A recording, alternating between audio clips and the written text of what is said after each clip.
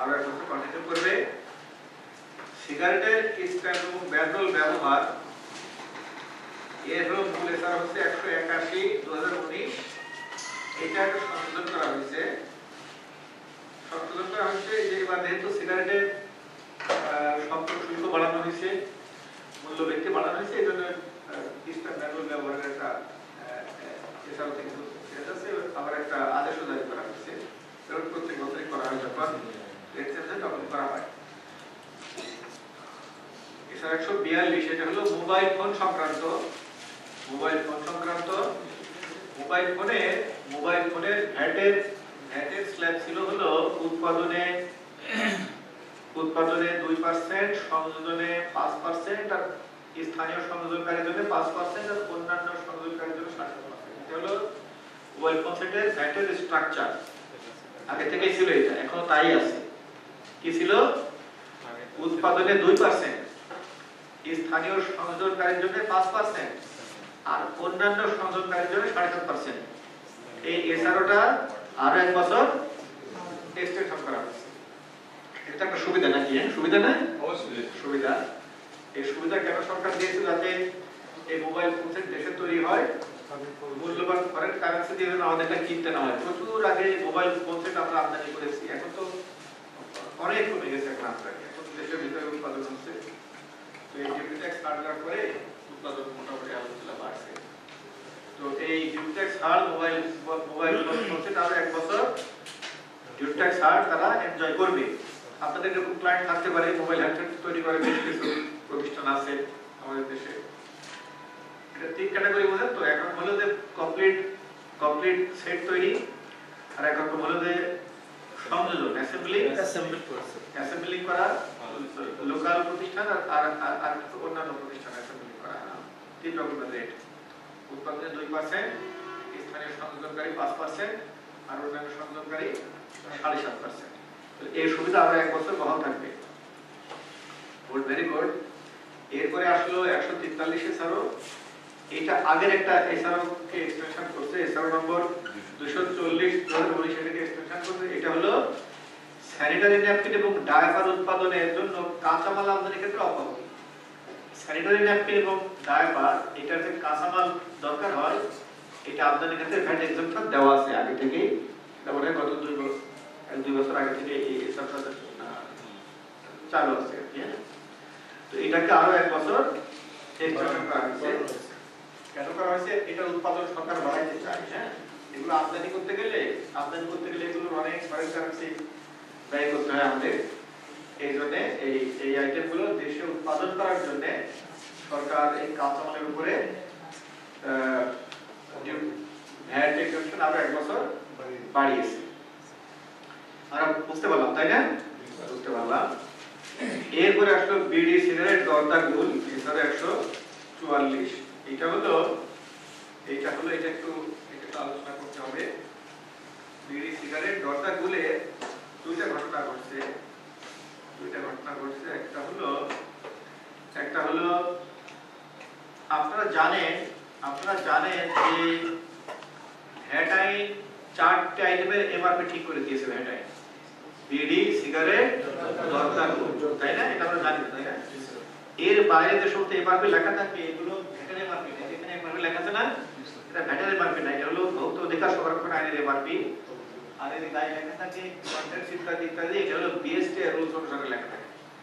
BSTI rules আর ভোক্তা অধিকার সংরক্ষণ আইন অনুসারে ওদের গায়ে এমআরপি এবং এই যে কন্টেন্টস লেখা থাকে, কন্টেন্টস এটা কি লেখা থাকে, তাই না? এক্সপায়ারি ডেট ইত্যাদি লেখা থাকে। এটা ভ্যাটের সাবজেক্ট না। ভ্যাট শুধুমাত্র 4টে আইটেমের এমআরপি ঠিক করে দিয়েছে ভ্যাট: বিড়ি, সিগারেট, দরদা গুল। এই 144 এসআরওর মাধ্যমে সিগারেট, বিড়ি, জর্দা এবং গুলের এমআরপি পুনর্নির্ধারণ করা হয়েছে, এমআরপি বাড়ানো হয়েছে। বুঝতে পারছেন? এমআরপি বাড়ানো হয়েছে। আপনাদের বিড়ি, সিগারেট, জর্দা গুলের আপনাদের ক্লায়েন্ট থাকতে পারে, বিশেষ করে জর্দা গুল তো থাকতেই পারে, অনেক ছোট ছোট জর্দা গুল আছে। কিন্তু সিগারেট কোম্পানি খুব বড় বড় কোম্পানি, এরা অবশ্য এদের ভ্যাটের টিম আছে, এটা বাইরের সার্ভিস সাধারণত নেয় না। তো চেঞ্জটা কি হলো আমরা দেখি। সিগারেট সিগারেটে বর্তমানে প্রযোজ্য হচ্ছে নিম্ন স্তর হচ্ছে 45 টাকা এবং তদূর্ধ্ব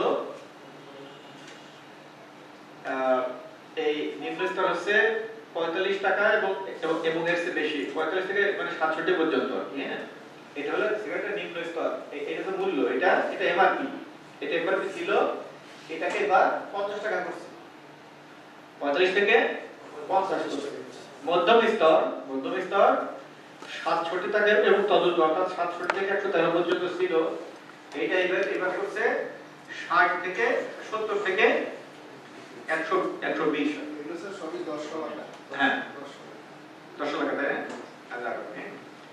আর উচ্চ স্তর এটা রেফারেন্স ছিল 113 টাকা এবং এর চেয়ে বেশি এবার করছে 120 টাকা এবং তার চেয়ে বেশি আর অতি উচ্চ স্তর এটা সবচেয়ে মানে প্রিমিয়াম ব্যান্ড বলে আর কি এটা হলো 150 টাকা এবং তার চেয়ে বেশি আগে ছিল এটা এখন হচ্ছে 160 টাকা এবং তার চেয়ে বেশি কথা বুঝতে পারছেন তাহলে কি দাঁড়ালো সিগারেটের যে চারটে যে স্তর এই চারটে স্তরে আগে যে এমআরপি ছিল সেই এমআরপিটা বাড়ানো হয়েছে অর্থাৎ এমআরপি বাড়লে মূল্য বেড়ে যাবে মূল্য বাড়লে ভ্যাট বেড়ে যাবে এসডি বেড়ে যাবে এসডি বাড়ানো হয়েছে তাহলে আমরা কি শিখলাম আমরা শিখলাম যে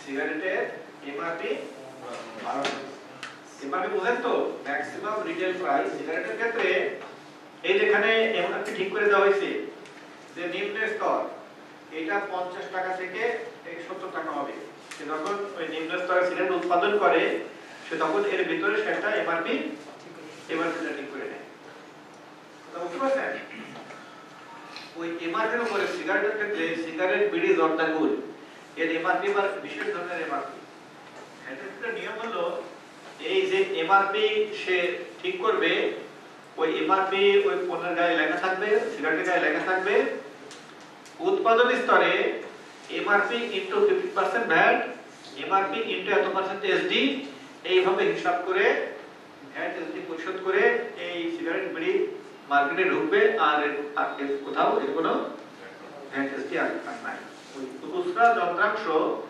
স্থানীয় ক্রয়ের ক্ষেত্রে মোশাররফ তারা কম্পিউটার যন্ত্রাংশ তথ্য প্রযুক্তি নির্ভর পণ্য উৎপাদন করবে তারা উৎপাদন কাজে যে উপকরণ এবং খুচরা যন্ত্রাংশ ব্যবহার করবে এই উপকরণ এবং খুচরা যন্ত্রাংশ যদি স্থানীয় বাজার থেকে ক্রয় করে সেখানেও ভ্যাট এক্সেপ্টেড তাহলে এটা কিন্তু আপনাদের দরকার হবে হ্যাঁ এটা আপনাদের প্রচুর দরকার হবে এটা মাঠ পর্যায়ে দেখবেন তাহলে যে এই উপকরণ খুচরা যন্ত্রাংশ তৈরি করে ওর কাছে বিক্রি করতেছে তাহলে তাকে অব্যাহতি প্রয়োগ করতে হবে তাই না তো এটা এই এসআরওতে বলা আছে কন্ডিশন গুলো এই এসআরওতে কন্ডিশন গুলো আছে 150.21 অনেকগুলো কন্ডিশন আছে ওই কন্ডিশন যারা ফুলফিল করে তারাই শুধু এই এক্সেপশন পায় তো ওগুলো দেখে নেবেন অনেকে এই সমস্ত কন্ডিশন জানে না বলে অনেকে সবাই নিজে ভালো সফল হতে পারে না আসলে যে সফল হতে হলে রেগুলেটরি ফ্রেমওয়ার্ক সম্পর্কে খুব ভালো ধারণা রাখতে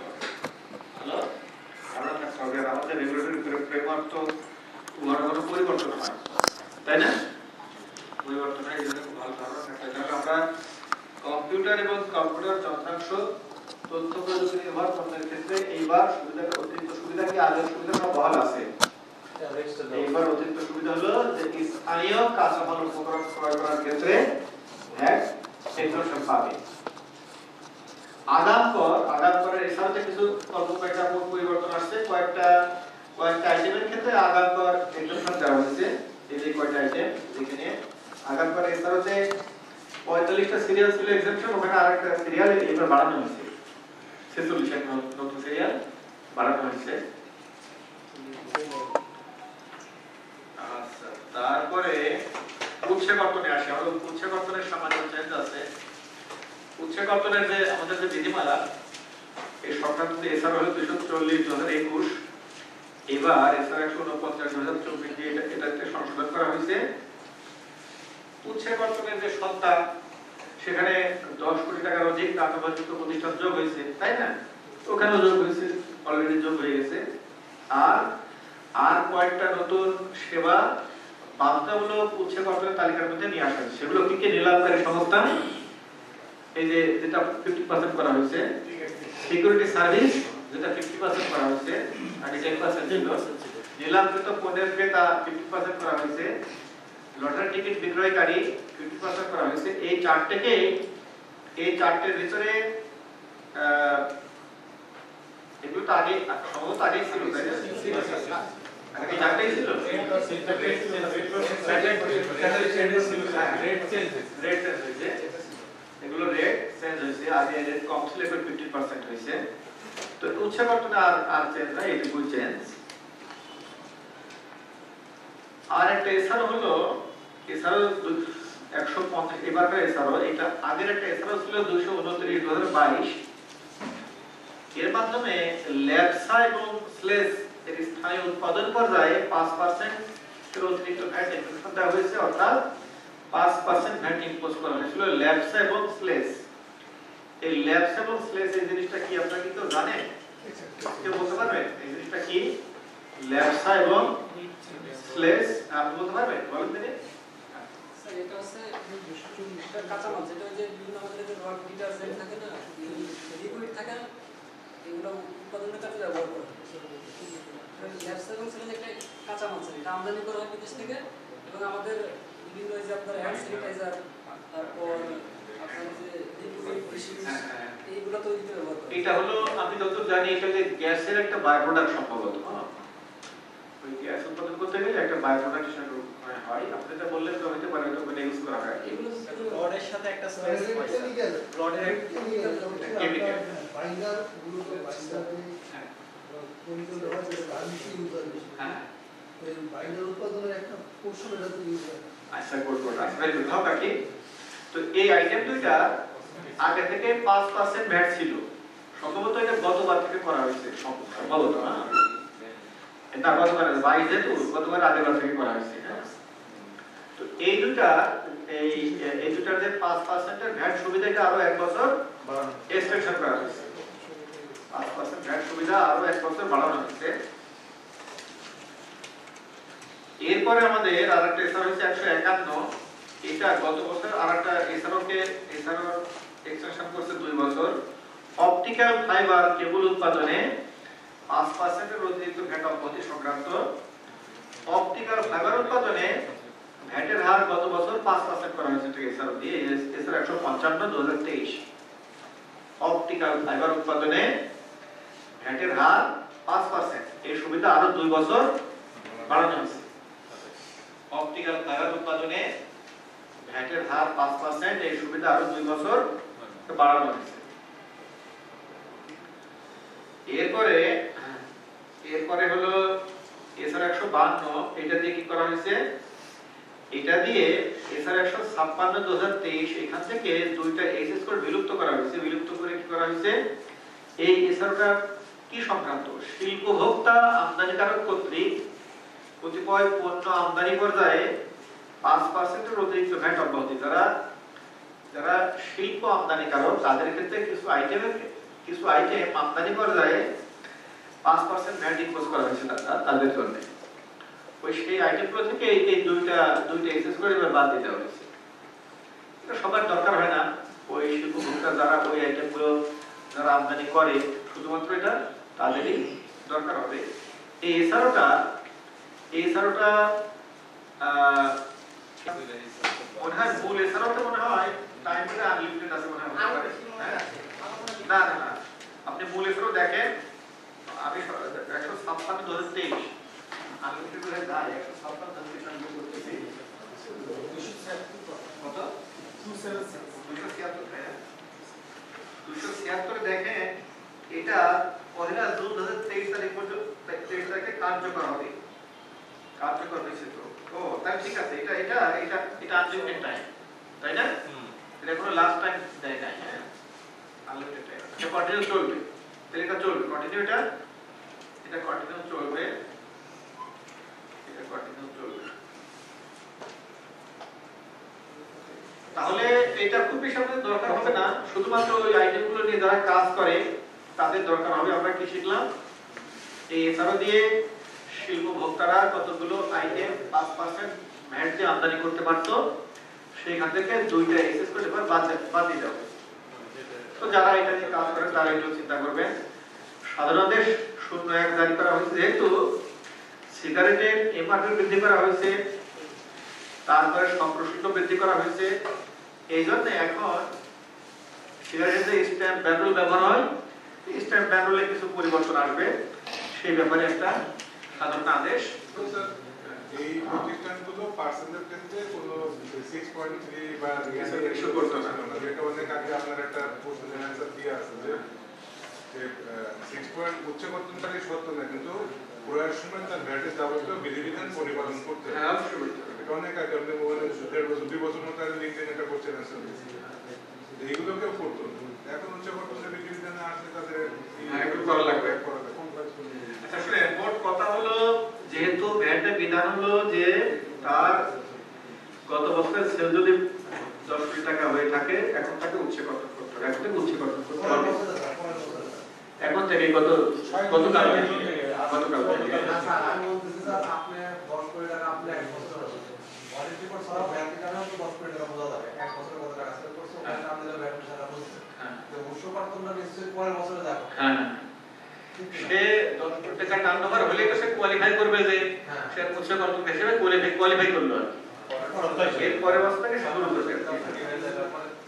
6 মাসে আমরা 3 মাসে 10 কোটি হয়ে গেল, তারপরের মাস থেকে টাকা হবে, তাই না স্যার? তাই হওয়ার কথা না স্যার। আমরা ইয়ারলি টার্নওভার গত বছর কিন্তু 10 কোটি ক্রস করে, এটা তো স্যার জুনে আসলে এগুলো এত ডিটেইলস আমরা না যাই, হ্যাঁ আমরা না যাই, এগুলো নিয়ে তো আসলে এত ডিটেইলস সমাধান প্রতিষ্ঠান পার্টনারশিপ বা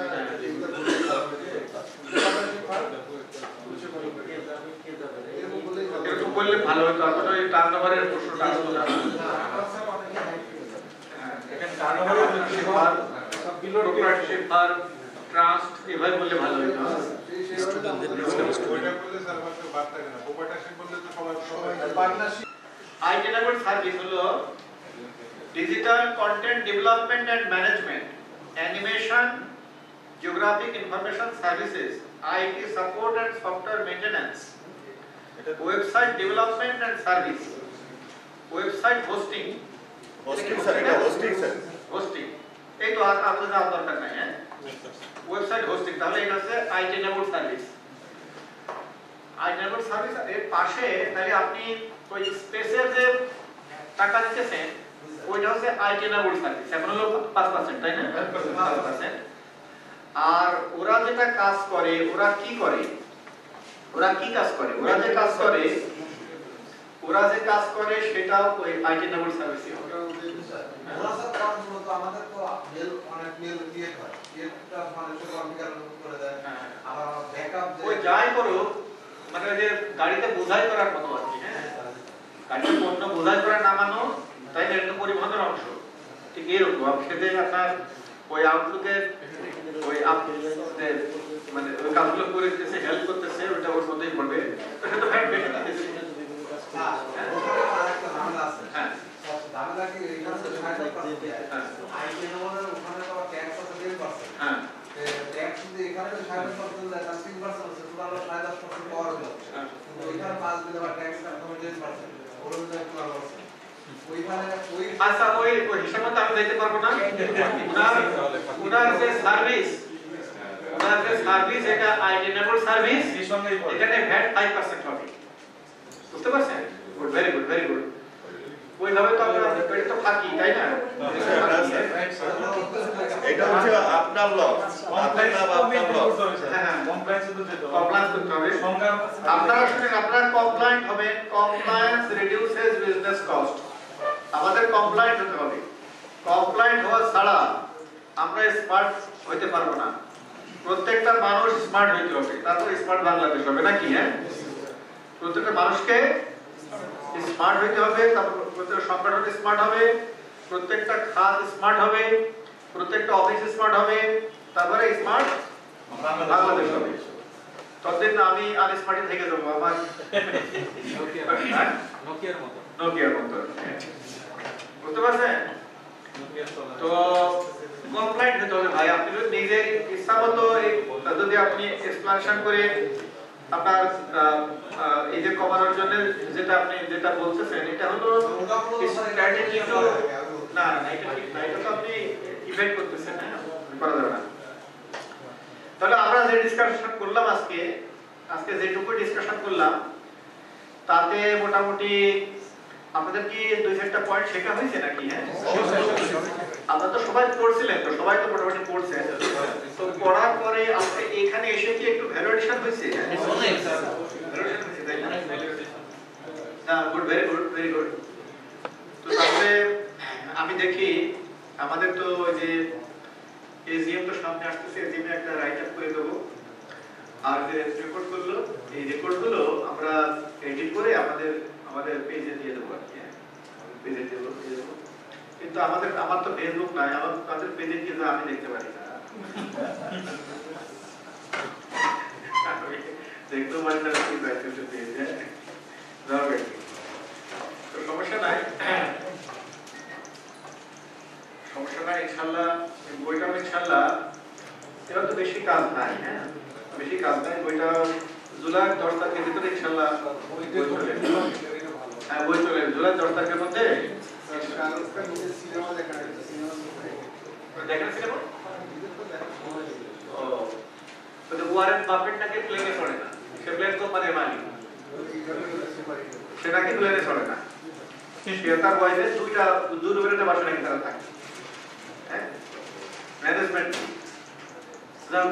যেভাবে পারে তাই না, বাফেট যে পরিমাণ দান করে সেটা তো আর কেউ করতে পারে না। হ্যাঁ হ্যাঁ ইনকাম করছে, দান করতেছে, ভালো, আল্লাহ তো একজন আরো বাড়িয়ে দেয় তাই না, দান করে আলহামদুলিল্লাহ, দান করে ভালো।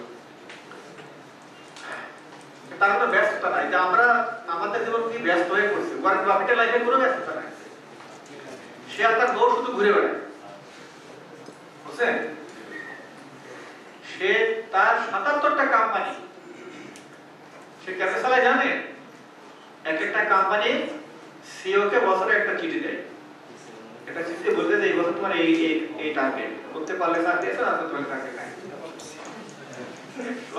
তোমার আর কিছু বলবো না, আমি বছর শেষে আমি দেখবো তোমার অ্যাচিভমেন্টটা কি, বুঝতে পারছেন, সিইওরা সব করে রাখে, সবার তো স্টাইল আছে তাই না, আর আমরা ব্যস্ততা, কত ব্যস্ত, রাজনীতি কাজ করে শেষ করতে পারতেছি না, পিঁপড়া তো ব্যস্ত, পিঁপড়া সারাদিন ব্যস্ত, সারাদিন পরে একটা চাউলের একটা অংশ নিয়ে এসে ঘরে বেড়ে আসে।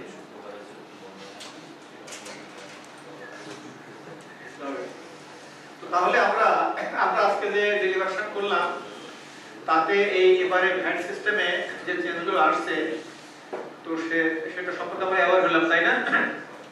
আমাদের শুনে আমাদের ফিল্ড লেভেলে বিশেষ করে সবাই, আমি সবার কথাই বলবো, সবার ভিতরে অনেকের মধ্যে এত কম অ্যাওয়ারনেস, এমনও দেখা গেছে যে একটা চেঞ্জ হয়েছে 1 বছর পরেও সে জানে না। এটা তো আমরা একটা সুন্দর একটা আমরা গাইডলাইন তৈরি করতে পারি না, সিস্টেম ডেভেলপ করতে পারি না। তাহলে এখানে আপনার ভূমিকা হলো যে আপনাকে একটু বেশি বুঝতে হবে, তো আজকে আমি একটা কথা আপনার সাথে আলাপ করলাম, সেটা হলো এই যখন কোন একটা হেড নিয়ে খুব বেশি গোলমাল হবে তখন আপনাকে লেজার নিয়ে যেতে হবে, দরকার হলে আপনি একেবারে ইনভয়েস নিয়ে যাবেন, ইনভয়েস নিয়ে যে প্রথমে আপনাকে বুঝতে হবে যে এই ইনভয়েসে আমার ব্যাট হবে, এটা হবে না, এটা হবে, এটা হবে না, এভাবে যদি আপনি অ্যানালিসিস করেন তাহলে দেখবেন যে 70-80% মানে কমে গেছে। তো ভিডিএস এর ক্ষেত্রে স্ট্রিমলাইন করা খুব দরকার।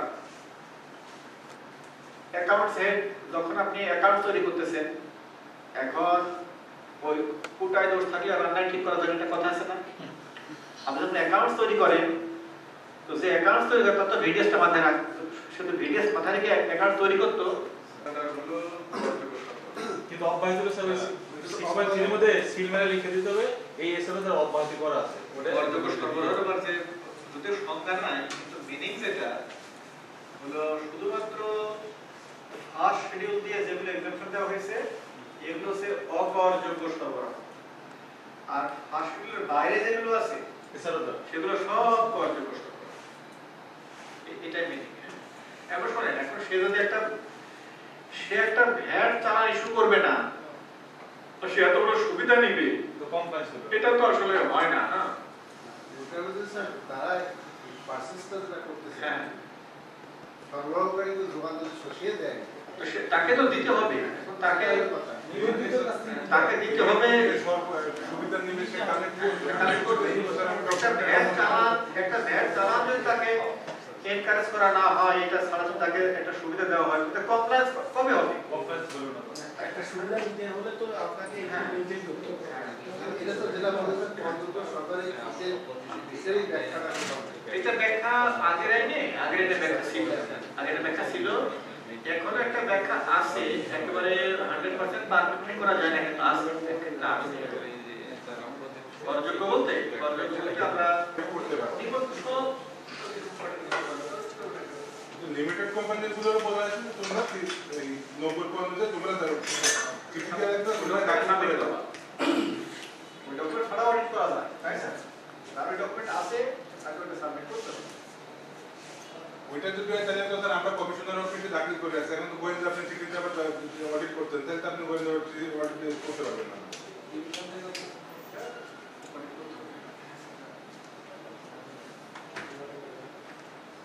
তো তাহলে আমরা আজকে তাহলে আমরা শেষ করি। তো এখন মোটামুটি আমরা আজকে ডিসকাশন ব্যাপারে কথা শিখতে পারছি তো নাকি? আমাদের এখানে একজন খুব সিনিয়র আমাদের একজন পার্টিসিপেন্ট আছে। তো আমি খুব এনকারেজড হই। আপনার বয়স কত হবে স্যার? 65 রানিং। 65, তাই না? 65 আমার ধরে 56 প্রায় 56 কাছে